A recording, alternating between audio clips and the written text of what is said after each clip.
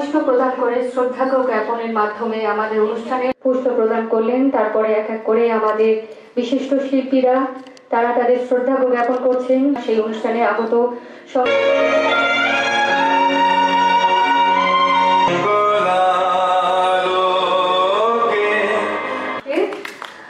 আমরা এবারে ভালোবাসার স্মারক হাতে তুলে দিয়ে বরণ করে নিচ্ছি।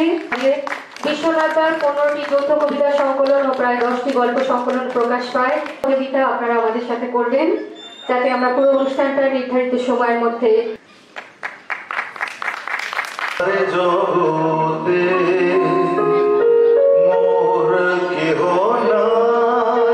উপস্থিত সকল গুণীজন, সাহিত্যপ্রেমী বন্ধু এবং সংস্কৃতি মনস্ক সকল গুণীজনকে কালপুরুষের সাহিত্য ও সাংস্কৃতিক অনুষ্ঠানে স্বাগত জানাই।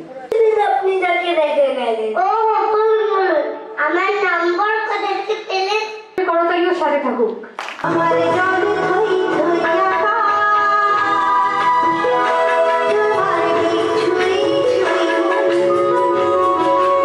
স্মারক হাতে তুলে দেওয়া হচ্ছে।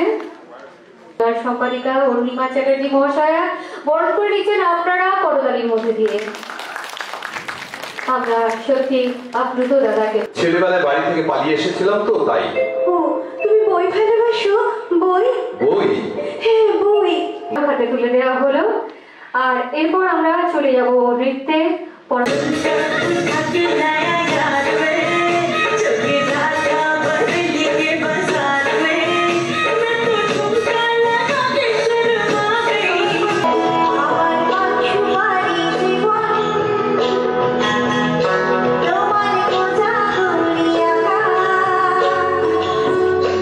পত্রিকার সম্পাদিকা নদীর হাতে ভালোবাসার স্মারক তুলে দিচ্ছেন।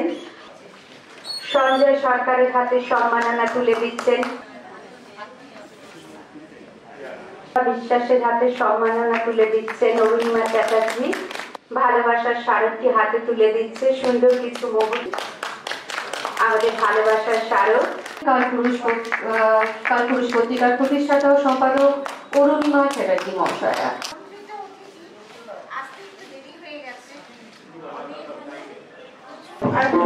সুন্দর মুহূর্ত, একটা ভালোবাসার স্মারক। প্রদীপ কুমার আচার্যকে ভালোবাসার স্মারক তুলে দিচ্ছেন। আমাদের অনুষ্ঠান আজকের মতো এখানেই শেষ হলো।